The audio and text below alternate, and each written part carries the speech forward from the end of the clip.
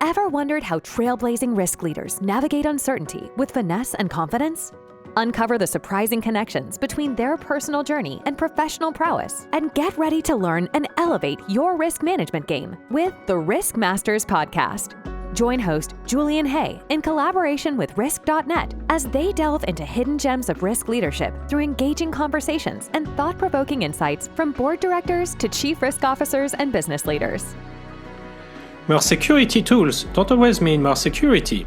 Cybersecurity has evolved from a technical concern to a critical business function, shaping how organizations protect themselves in an increasingly complex threat landscape.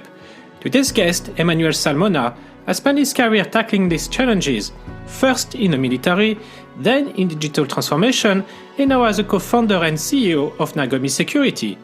In this episode, we explore the evolving roles of cybersecurity, the balance between risk and investment, and why leaders need to shift their strategy from reactive defense to proactive resilience. Emanuel shared insights on AI-driven threats, the hidden risks of security misconfigurations, and how leaderships and culture shape an organization's ability to withstand cyber attacks. If you found this conversation insightful, please don't forget to like, follow, and leave a review. Your feedback helps us continue bringing valuable discussions with industry leaders.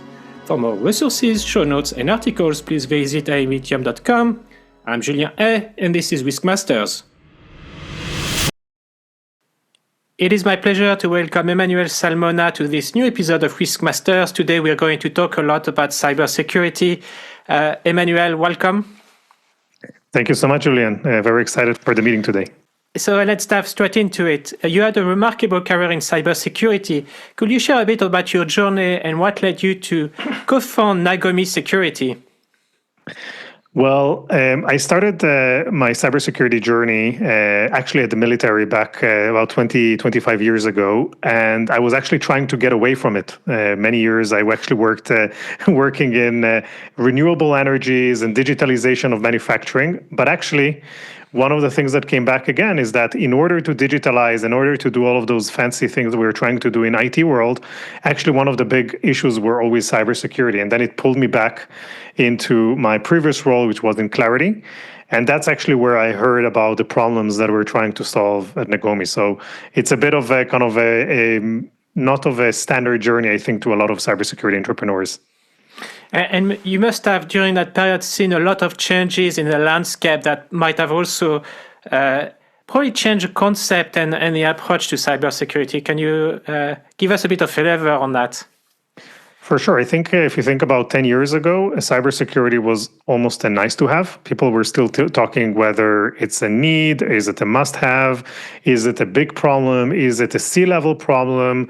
And I think that there were a couple of compelling events that happened per industry. Financial services had big incidents, then manufacturing had big incidents, and then it became like something big somewhere about 5-10 years ago. So I think that that transition made it more of a mainstream topic that I think everyone today are aware of. And I would say that I think that, randomly you can ask in the streets if and people will know that it's an important topic. So it's already a good thing, something that 20 years ago or 10 years ago would not be the case. Yeah, I think even our respective, at least my grandparents, if they were still around, will probably even know about that because you can't avoid it nowadays, isn't it? And so as a co-founder and CEO, what leadership qualities have been most important for you in driving Nagomi Security to where it is today? Because I've seen it actually evolving a little bit over the past couple of years. So, yes, I think that it's a great question because when you think about being an entrepreneur, and especially when you think about it like from a leadership standpoint, one of the biggest issues is that we experience very high successes. Like everything that happens, that first customer that we get is a very, very big hype and excitement. But there's also a lot of downfalls, like things that of failures. And I think that the biggest leadership characteristic is perseverance and resilience. So personal resilience, being able to overcome the highs and the lows, and being able to always stick to the same mission that you have that makes you wake up and work hard hours and everything else. that's probably like that thing that if you have, it allows you to be an entrepreneur. And if you don't, it will make you break very quickly because there's going to be breaking points along the way. There's a lot of downs actually when you start in entrepreneurship, isn't it? And so I think you've kind of started building a little bit on that. What was the biggest challenge you faced in that journey with Nago Security, and how did you overcome it? So I think the first challenge we faced was we were really trying, and that's what we're actually doing today. We're really trying to solve a very big problem. And in a nutshell, what we're trying to solve is that cybersecurity is not effective as we expect it to be. And this is a big problem. And one of the biggest challenges we faced is everyone, when we started the company, realized that it's a very big problem. There was no dispute. But everyone said, but can it really be solved? And the biggest challenge was actually to be able to take a very, very big problem and slice it in a way that allows us to actually deliver value, make sure customers believe that we can solve it for them so that they actually give us the credit and the opportunity to solve for them. Investors allows us to kind of give the funding in order for us to build it. And employees, the first employees that joined us needed to believe that those guys will actually, on that mission to solve it, will believe it. So that part was actually very significant because there's always a challenge between you're trying to solve something big or perhaps too big versus something that is smaller, but ultimately actually perhaps doesn't have the potential that you're expecting to get. So in that balance, we were more on that. This is a big opportunity, but can it be really solved? Isn't it too big to be solved in one go? And I suppose one of the additional challenges you might face is cybersecurity keeps evolving as well. And the threats and sophistication of what you have to deal with evolve as well over time, isn't it? Definitely. I think we're seeing it all the time. And, in the last 2 years, we were thinking we already went through all the jumps and then came in AI and LLM and ChatGPT and everything else. And just yet another emergence of a big attack surface. And, how do we secure AI? And that alone became a very big category. And that's just from the last 2 years. Yeah, I'd love to unpick this one a little bit. Let's see if we have time for that. And so how do you prioritize innovation in that context? Because clearly you have probably demands coming from everywhere in an environment that keeps changing. So prioritizing innovation it's very hard, especially because the opportunities are endless. One of the things that I'm seeing in cybersecurity, and especially what we're doing today, is that we're developing a platform. So it allows us to actually build on top of it many use cases. And depending on the type of customer, depending on what they do in the organization, they're asking us to build a bit different things. And I think that the way that we are trying to prioritize is trying to really stick to the core problem we're trying to solve, making sure that it's as clear also in terms of how we're actually going to provide value in the near term, because we want to build for the long term, but we want to be able to deliver value quick term, so that we're not developing endless cycles and ultimately not seeing the reaction from the customers. So we're balancing everything to become something that is part of our strategy, but something that we can actually show results in the near term, which is within a quarter or two usually, and usually even less. And without giving, or perhaps spreading a little bit of wisdom, actually, what one piece of advice would you give to aspiring entrepreneurs in cybersecurity, especially in that context of evolving environment and demanding and competing priorities? So I think that, and I've been when I started when I started the company, I've actually met a lot of future founders. So I had the chance of actually meeting a lot of those aspiring entrepreneurs. And I think that there is people that are really coming from, I really want I want to solve this technology problem that is very, very complicated. And they're really falling in love in technology. I think that's probably, at least from my opinion, from my perspective, not the right approach. And I think that we really need to make sure we're solving a very big problem. And there's a lot of problems in the market, but it's very hard to identify them. And the second part is making sure that you have the right team with you. It's going to be a lot of ups and downs. So making sure that you have the right founders with you. And this is not a thing that can be done alone. At least I haven't seen a lot of successful companies built with sole founders. and making sure that you're actually solving the problem for the customers, and you put the customers in really in the focus area. And I'll say that it's easy for people to say it, but putting it in practicality means that you're really putting it as part of the processes in the company, making sure you have endless engagements with customers, because it's easy to get stuck in building something too long and too technical that then doesn't solve the customer problem.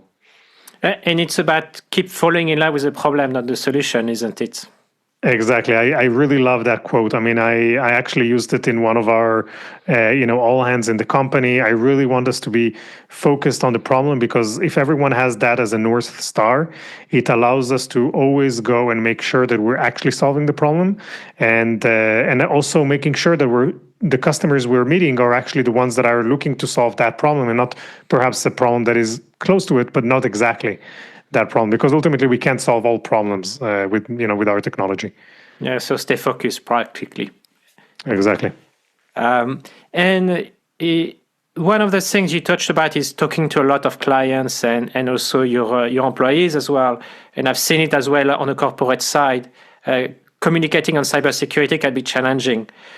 So what would you advise, and how do you approach that from your side, especially communication to non-technical stakeholders, right? Whether executive boards that might understand the broad concept, but actually don't understand the technicalities sitting behind. I think it's a great point, because especially in cybersecurity, we've been too technical in the way we're talking about things. We're talking about vulnerabilities and names of those adversaries and threats, and it's and the names of types of technologies we're trying to protect, etc.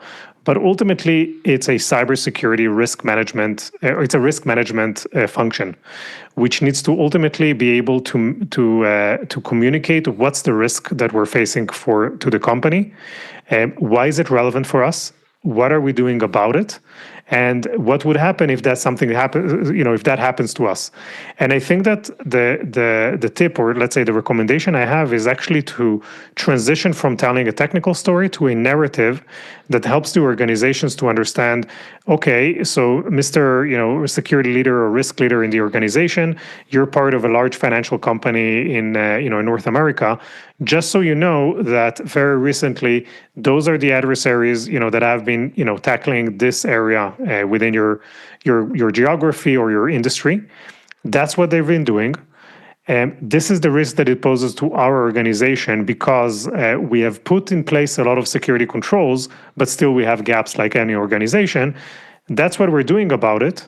And that's what you need to be aware of as you're kind of thinking about the risk that poses to the organization.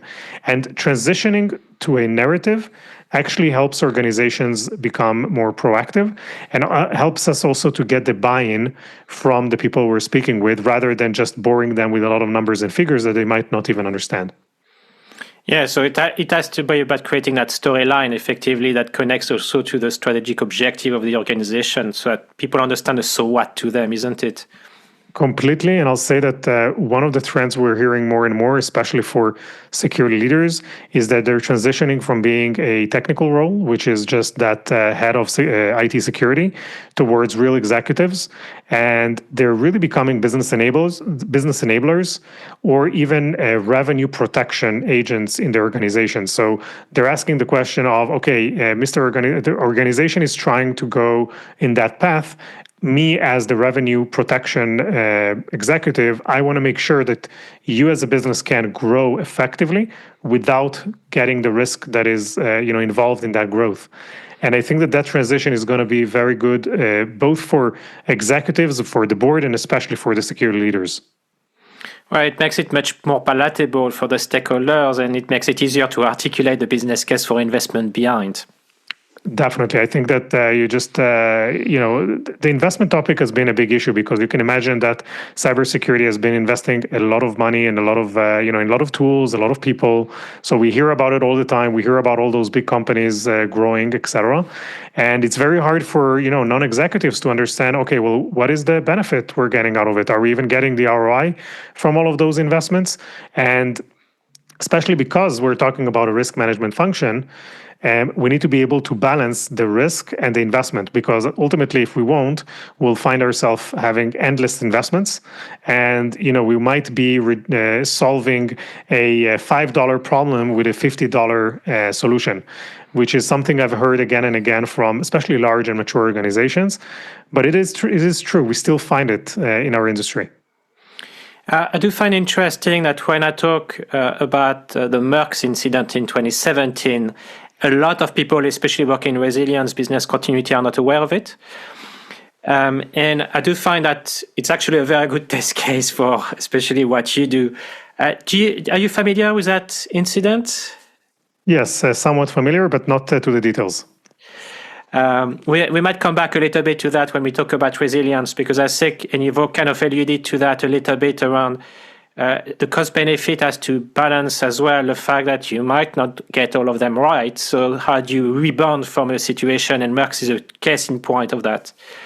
And so building a little bit on some of the points you mentioned, what are the most concerning emerging threats you're seeing in your space, and how can organizations prepare for them? So I think that what we're hearing more and more is that we have more nation states that are just getting more engaged into the cyber, in just engaging in cyber criminal type of activities. We've had it in the past, but this is just proliferating more and more. I think the second thing we're hearing is that the windows that organizations have to really close their defenses, given something new that is happening, is getting shorter. If in the past you would hear something about it in the news and you would say, well, yes, my team is now working on it, I'm going to work on it for a couple of weeks and figure it out. Today, with the help of AI and the technologies on the attacker side, just makes it a shorter time window. So we need to really apply because the attackers are using a lot of automation and AI, we need to be using as defenders also much more automation and AI. And I think that we will be hearing about AI security ultimately as something becoming bigger, especially because it's a data problem on its own. We're exposing a lot of our data in order to get the best answers, and we need to strike the balance between how much data we're willing to give those models and based on the benefits we're trying to get from it. So I don't think it's not a solved problem, but it is gonna become, I think, a big problem for organizations. One of the things that came out in some of the discussion I've been having on this platform actually is that some of the attacks are going deeper and deeper in the organization, and the attacker press a button later on, try to go as deep to have the wider damage. Is that something, a trend you observe, and how do you think organizations should address that? Definitely. I think that exactly like you said, we see that an attack might take weeks, if not months, before. And basically, you can imagine you have already an attacker within your network that has the capabilities to press the red button and do the negative impact that they're trying to get, and they're staying there for a while before they actually execute. Which means that not only the organization did not detect it at the entry point, but they were not detecting it as it goes on. And so I think that first of all, we need to really think about understanding what the attackers are doing in other organizations and how they're doing this, so that we can really make sure we're looking for the right things within our environment. And I think we need to embed more of a strategic mindset towards threat intel. So if you think about threat intel has been very tactical. Like we were just saying, whose credential has been leaked in the web, so that you can just block those credentials or passwords and change them. But actually, there is a transition happening, and I think we all heard that MasterCard acquired the biggest acquisition last year was MasterCard acquiring Recorded Future, and I don't think it's by occasion. I think that we are all understanding that threat intel needs to become more strategic, because it's a guiding principle for teams of what to look for when they're trying to defend their organization. It's been hard to do in the past, but I think we're seeing now a transition that is helping us do it, also in the case that you just mentioned. And perhaps you might or might not know, because here I'm going to dive straight into the more technical aspect of the infrastructure. The one thing that came out, especially from technologists, is more the fact that the infrastructure itself within companies is as much as risk as the data and the soft side, if that makes sense. Do you see here, again, the same trend, an aspect organizations should protect within an actual network, the physical network itself? Yes, definitely. I think that infrastructure. I mean, I really had a discussion very recently with a security leader in a very, very large healthcare provider in the U.S., and he was really talking about that. Like, there's a lot of, let's call them weaknesses and vulnerabilities associated to owning a type of infrastructure. The older it is, the more legacy it is, it becomes even worse. But it's actually the same also in the cloud, because we have also cloud misconfigurations out there. And I think that layer of making sure that we're managing in a sense, it's called in security, it's called the attack surface, where attackers actually can perform their attacks, which is on the infrastructure layer, is actually a very big problem. And organizations have been trying to solve this in the past. I think the biggest problem that security teams are facing is that they're not owning or managing this infrastructure. So security cannot even solve the problem. They can sometimes identify it and give, the infrastructure owner the indication they need to solve it. They can put a policy in place, but doesn't mean that it's being enforced. And I think that differently than other areas, it's really hard for security teams to make sure that those infrastructures are being protected as they should be because of the ownership misbalance, let's call it. It's a very good lesson learned, actually, and I think we might come back to that when we talk about resilience. And again, Merckx was a case in point of what you just outlined. Another theme connecting to AI is quantum computing. That keeps coming up as well, actually. I think even the last interviews I published, that came up, and that's a clear concern, especially in your space. What do you see there in terms of trends? So I think that ultimately, when you think about quantum computing, it allows organizations to, if we think about it in the past, that any sort of encryption of a specific length or specific complexity would save us, because no one can crack unless it's a big government. No one can bypass that particular encryption. With putting an event, or let's say making quantum computing something that a lot of people have a hold of, there's definitely the possibility that encryption, which is a very significant control that we're applying across multiple layers of defenses that we have, might slowly become a weakness point. And I think that there's a lot of people that I've heard of that are thinking about this. I haven't heard still of a very good solution, but it's definitely something that when the first time we'll hear about like a breach that is resulting from an attacker leveraging this and kind of bypassing encryption that we thought would be just not breakable, I think would be that first example where everyone will start thinking about it more actively. In that context, do you believe that, and perhaps you see as well, attackers sitting on data and waiting for technology to catch up so that they can break them and break the encryption? Is that something you observe? We haven't observed that. It might be something that is happening, but I will say that I personally didn't witness it or didn't hear it from customers and partners. I'll say that in data, overall, the biggest problem is just access to the data. I mean, you just don't want that to leak outside, and you don't want the attackers to leverage the access to your data in order to extort you from, money or any type of thing that they're trying to get from you. And I think that on its own is something that is today still not preventable, or hard to prevent. So I think that this is kind of what I know about that area. And I think connected to that, what I see on my side, so more on the risk management side and the data management and data privacy, is the advice: only get the data and keep the data you need, not the rest. In fact, having that discussion last week with a potential client, precisely for the reason we are just talking about. Reduce the surface, as you said, of potential problems. Definitely. I think it's, however, easier said than done, because if you think about the world of big data, you want to give the engines and the models as much data as they can to give them as much context as they can. And so there is a friction point between the effectiveness of what you want to do with the data. And you can imagine that if Google, when they started the company, they would say, no, I'm going to save only the data I actually need. they would probably not they would probably not be where they are today, which is, they know everything about us in order to target and create the best ads, and many other use cases. And the reason is that they understood and having the data and maintaining it and using it is important. But on the flip side, they need to protect it in a very, very good way.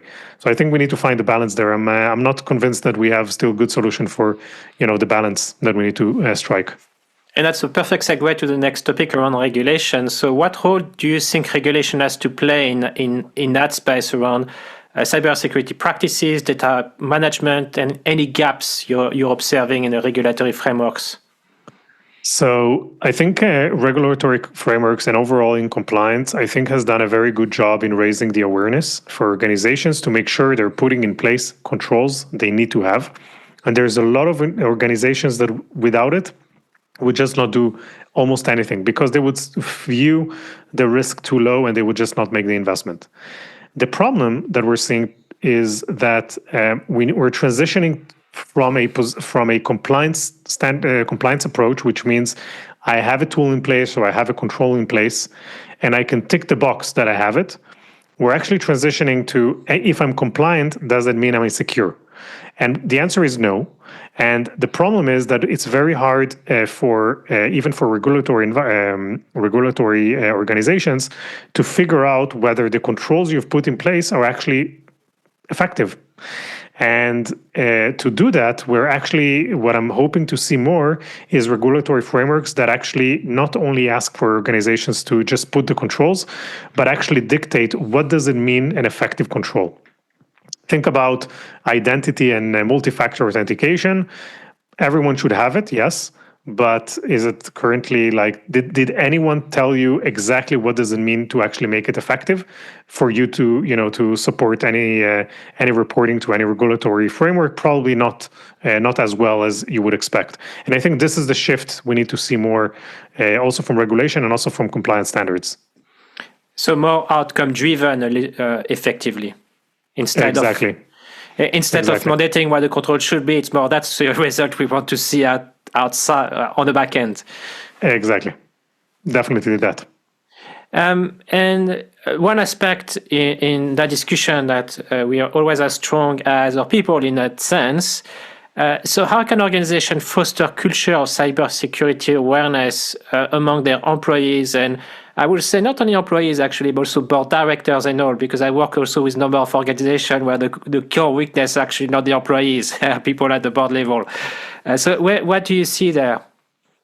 So I think it's a great question because what we hear about mostly in cybersecurity is that people are just trying to make us scared and saying, hey, look what happened to that organization. They lost a bunch of money and you need to do something. And I think that one of the things that we've tried to do in the industry is go for cybersecurity awareness training.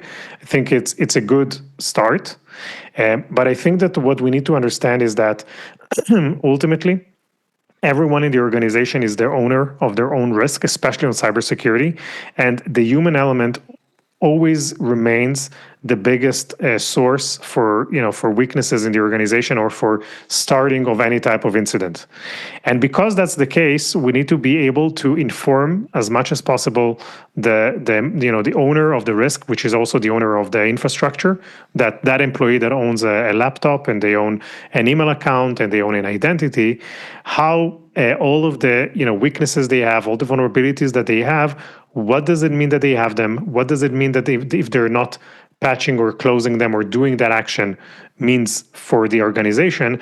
And also what it would mean if, perhaps they're compromised, what does it mean if, to the access of the data they have, et cetera, et cetera. So getting as much of context for a person to take responsibility, I think is going to be a path that we're going to see.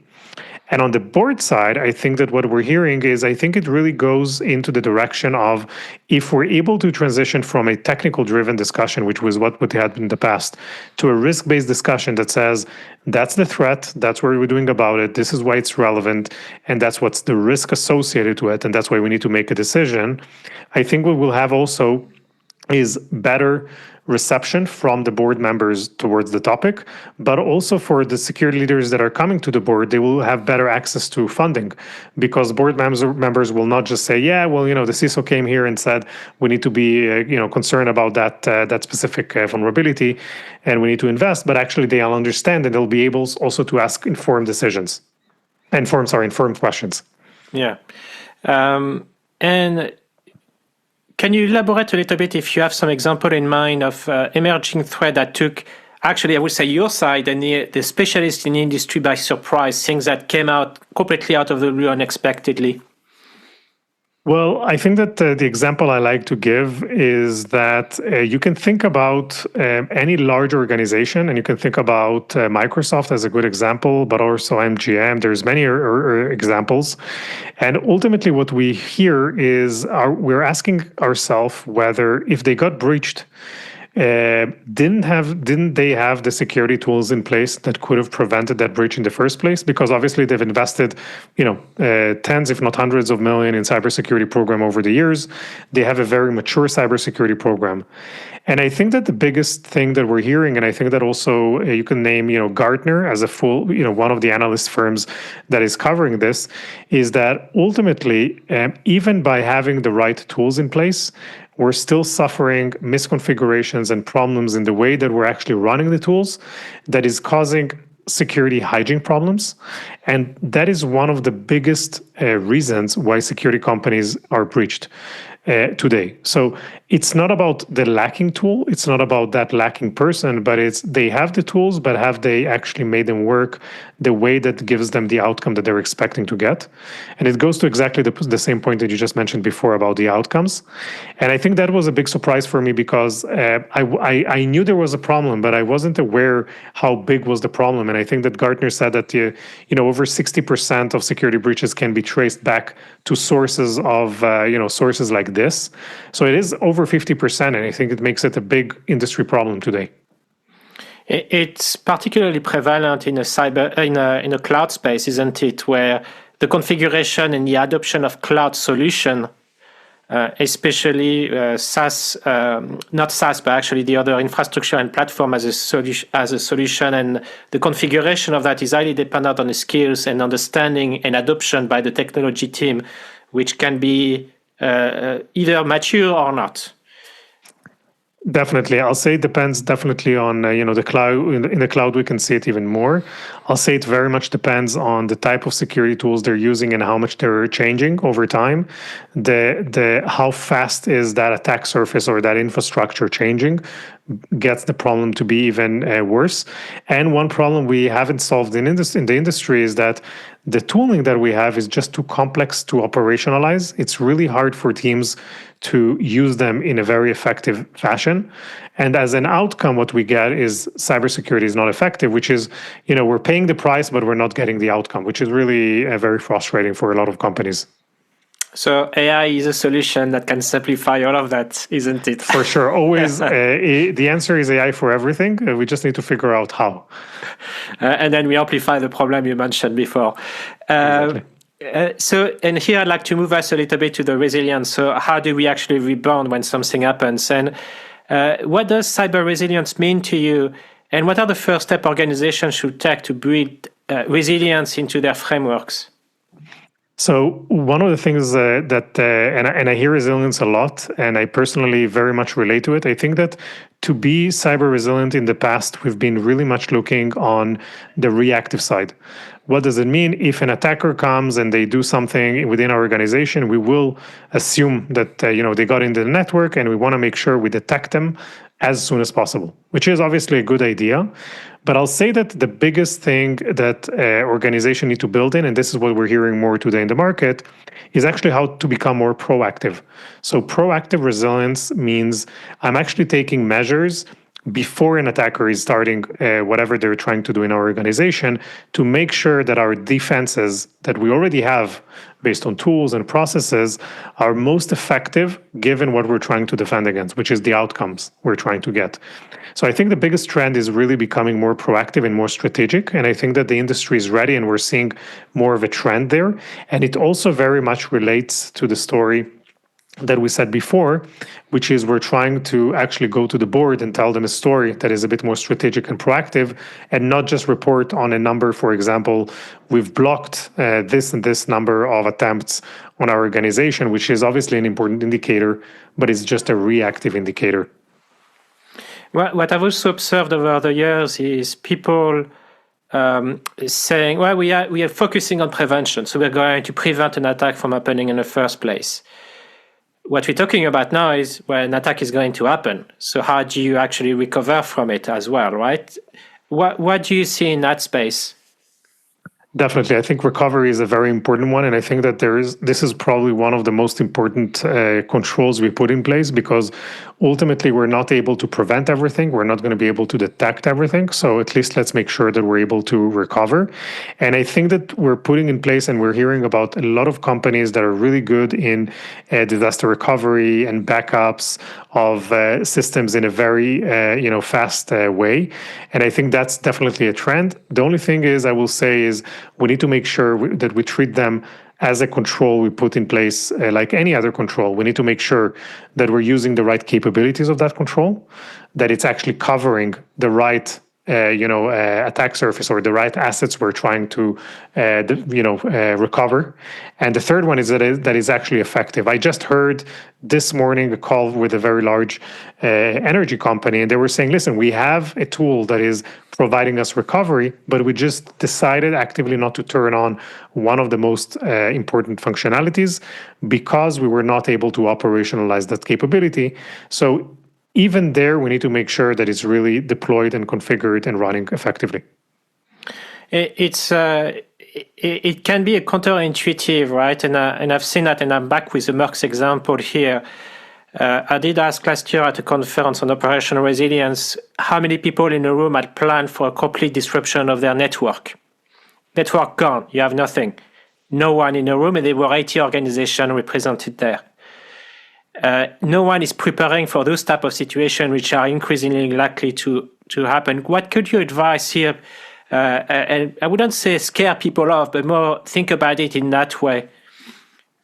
So I think that there's very good tabletop exercises that I would recommend organizations do. And I think that in one discussion that I had with the CISO last month, he had said that the best result he got from a board meeting he had with the board team and the audit committee is that he ran with them a tabletop exercise of similar cases like you just described, and that on its own got the board members to really think about what does it mean, how we would handle this kind of thing.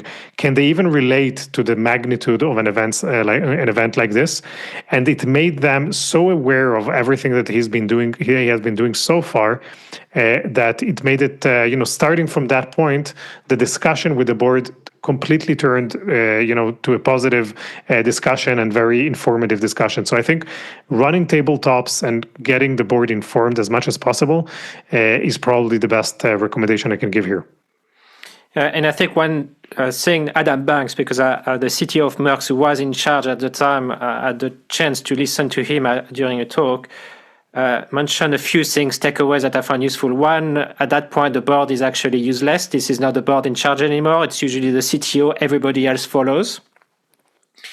The second thing is, do not put all your recovery strategy on your network, because if your network is gone, then you have no recovery strategy, including the thing that sits outside of your network. You can't access them anymore, which means the keys have to be somewhere else. And that creates a problem also for data. Definitely. And I will say that exactly like you said, I had a discussion with a CISO of organization, a very large organization that got breached a year ago. And I'll just add to what you said, that being ready from a legal standpoint is also very important, because everyone is going to ask questions about, well, did you do everything correctly? The CISO in that case actually became the spokesman to so many other organizations and third parties, because everyone were asking about it. So being ready also for that aspect of the business, which is not so much just the recovery, which is going to be taken probably by the teams, but rather about the communication of aspect of this topic. And perhaps one more question, looking at the broader, I would say, global and geopolitical landscape. What is the role of collaboration between private organizations, governments, international bodies in trying to address some of those global challenges? So I think collaboration is definitely huge, and I think that there's a few organizations that were built, established in in the last 10 to 15 years, and I'll name a few. I mean, I can say that in North America, what we have is we have collaboration. Coming from, for example, the financial services industry have established an FS-ISAC, which actually allows organizations to communicate and collaborate about best practices, regulation, how they're fixing things, what's happening, also from a threat intel perspective. And I think that those have grown to become one of the most important collaboration agencies, let's call it, within running a security program. And I'll name also from a government perspective. If you hear about CISA as an organization and MITRE as an organization, those have become very, very important organization about setting the tone of how to defend, how to protect, what to do, how to become more proactive, and combining the information that they're getting from everything that they have visibility, and so that organizations are being informed and can actually take action. And I know that a lot of organizations are trying to action on it. Sometimes it's a bit hard, but I think that just by having those organizations, we're already seeing, an uplift of being informed about how we're managing, so how we're defending our organizations. And what do you see your role or Nagomi Security's role in all of that? So actually, it's a great question, because one of the things we're doing is we're actually taking that information from those agencies, and we're basically allowing the organizations to take it and use it as threat intel for their organization, strategic threat intel that says, listen, CISA, MITRE, all of those organizations have curated the list of all of the relevant incidents that are happening right now in the wild. And this is their recommendations. But to operationalize them, we're actually helping them say, listen, given what you have in your organization, that's what you should be doing. And the second thing we're helping them do is, if CISA, for example, or MITRE are kind of discussing about a breach that happened in a similar industry, we're helping organizations answer the question of, how well am I protected? And what should I be doing about it? And that on its own actually helps organizations move away from just reading a report, being concerned, but not being able to actually action it, to actually saying, well, now I know what I need to be doing, and I can actually become more proactive in the way I'm managing my program. Yeah, so it gives them kind of the practical to-dos or actions on the back of it. Exactly. And I think it's a good segue as well to perhaps one last point. Not all organizations have, in fact, no organization has infinite budgets.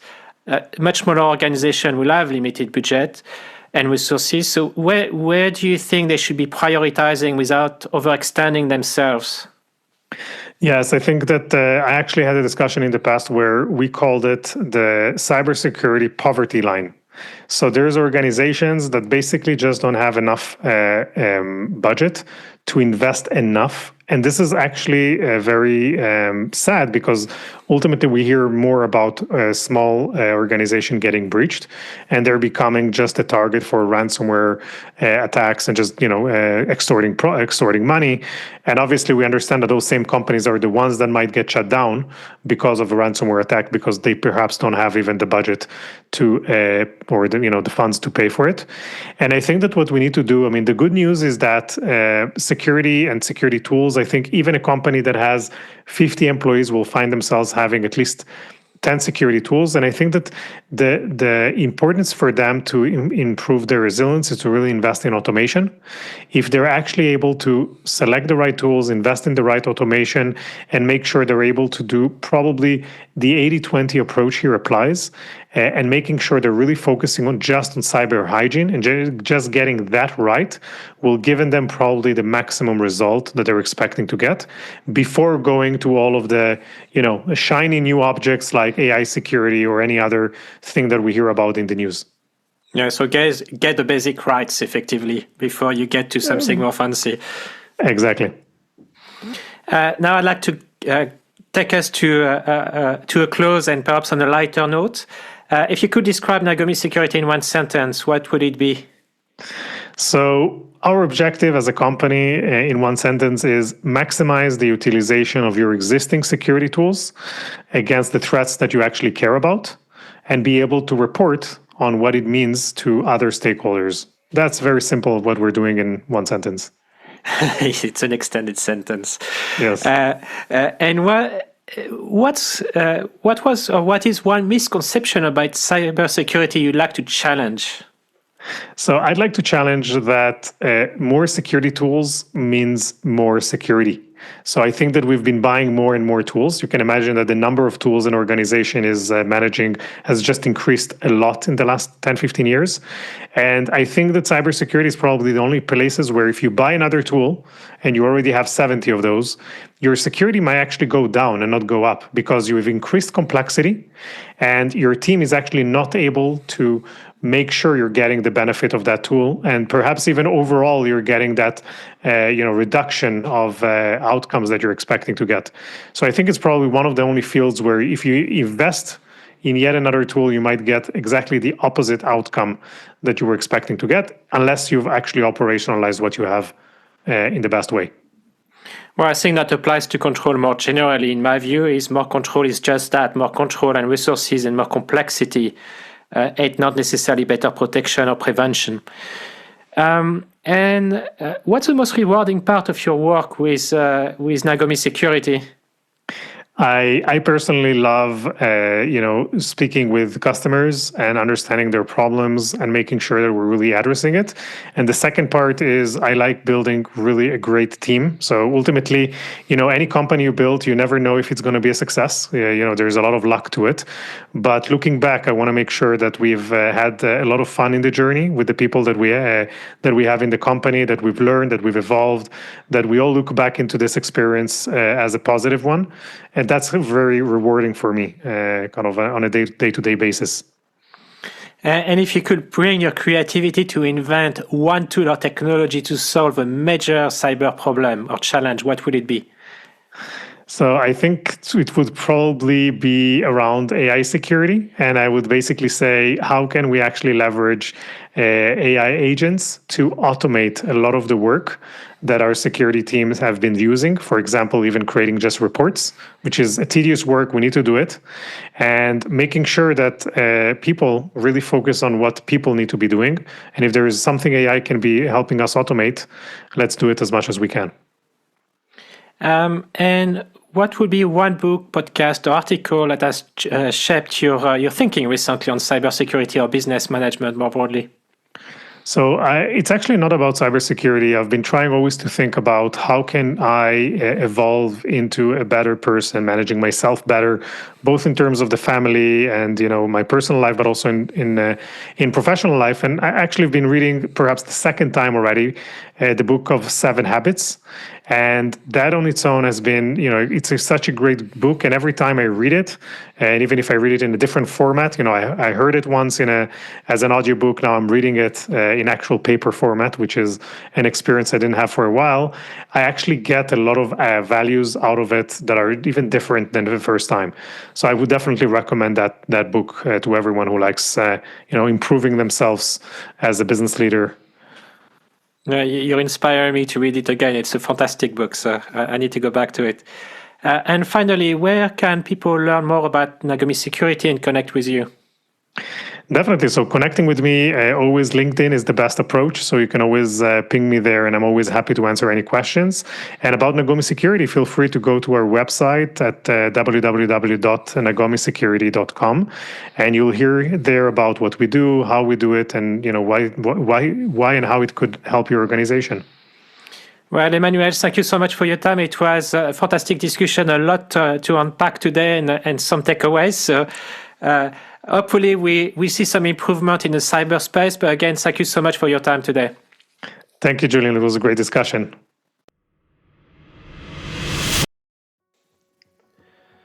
Thank you for tuning into this episode of Risk Masters. I hope you found today's conversation with Emanuel Salmona insightful and engaging. From the evolving cybersecurity landscape to the critical role of resilience and strategic threat intelligence, Emanuel shared valuable perspectives on how organizations can stay ahead of emerging risks. If you enjoyed this episode, please take a moment to like, follow, and leave a review. Your feedback helps us continue bringing you top insights from industry leaders. For show notes, additional resources, and related articles, please visit avitium.com. Stay connected and join us next time for more conversations on risk management, leadership, and resilience. And remember, security isn't just about defense, it's about staying one step ahead. Until next time, I'm Julien A, and this has been Risk Masters. Thank you for joining us on Risk Masters today. If you're ready to master risk and unleash your full potential, here's how you can take the next steps. First, head over to julianhay.com to discover even more valuable insights from our Risk Masters. We've got a treasure trove of knowledge waiting for you. Second, don't miss out on future episodes. Hit that subscribe button on your favorite podcasting platform. Stay tuned for fascinating discussions on risk management. And third, if you found today's episode valuable, please share it on social media. Help others discover the world of Risk Masters and embark on their journey of risk mastery. Remember, success favors the bold. See you on the next episode of Risk Masters.